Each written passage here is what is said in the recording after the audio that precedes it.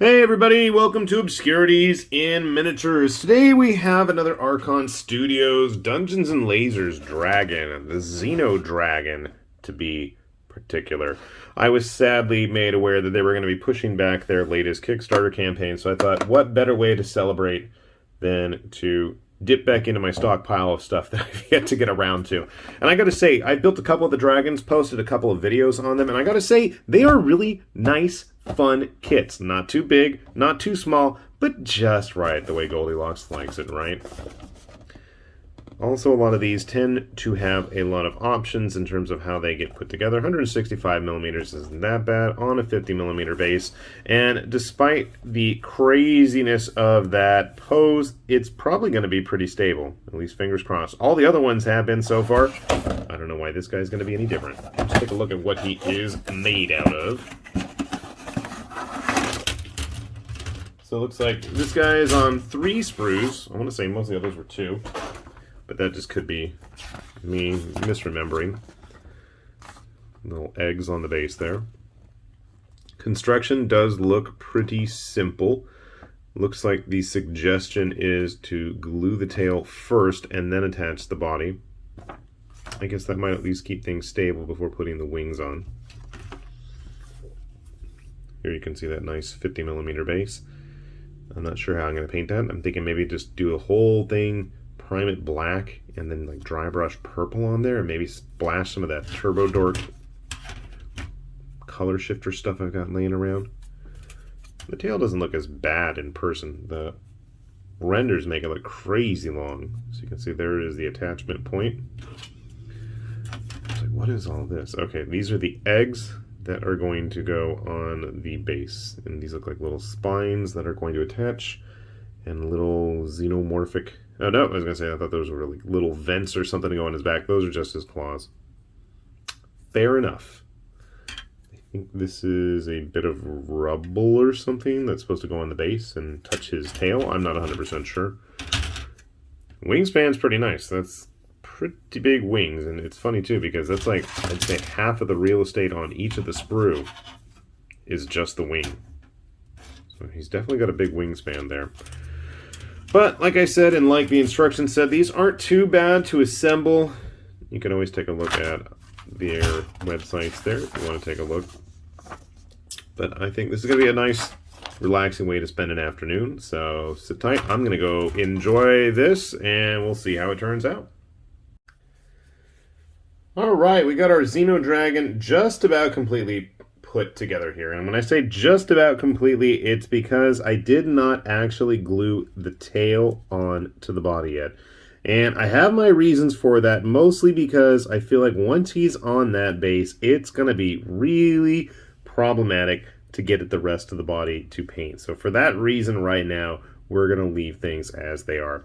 I also had a really hard time getting the eggs to actually attach on the base. They're supposed to be there right here, and they did not want to go on there.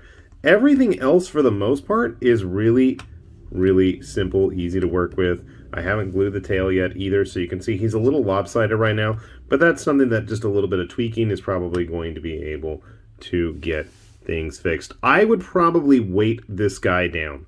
Of all the various dragons that have come out of Archon at this point, I feel like this guy is a bit lopsided because the placement of the peg where he's supposed to connect to his base is so far from the middle. It's very off-center, which, you know, I mean, look, he's able to maintain his balance fine, and he's not even completely glued, so that's a good sign. I'm not a big fan of how far up the tail is in comparison to the rest of the body either. From this view, it looks like he's like going all Ouroboros and eating his tail.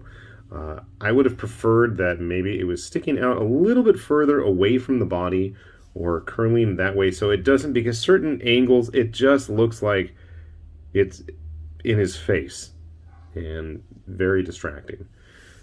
Outside of that, I don't think there's any real issue. Construction was very straightforward and simple, so if you have a hard time with lots of complex little parts, none of that was an issue here. Everything was very straightforward and easy to figure out, intuitive, and the fact that we had the instructions helps immensely as well. So size-wise, you can see that's like a 50mm base. It's a pretty small base, but on the other hand, due to that, you could have lots of other models all up in close base-to-base contact for whatever type of game you may be playing. You want to have it in a game of 5 parsecs, if you want to have it as some kind of an encounter in Stargrave. You want to bust it out as a Hive Tyrant in a game of 40k. I mean, you could do that. I'm sure you can use some rules from OPRs, you know, various grimdark games. There's a lot of uses. Heck, use it as a Flying Queen in, what's it called? Gale Force 9's Another Glorious Day in the Core, their Aliens game. I mean, you know, fun fact, Archon actually did do the production designs of the sprues for Gale Force 9 for those xenomorphs. So, while the designs are completely different, this guy, gal, whatever it may be, would look totally fine with them. And it's got a pretty nice wingspan. I think of all the dragons that I've built at this point, it's probably the biggest. That could be an issue when it comes to storage. If you're like me and you're running out of storage space.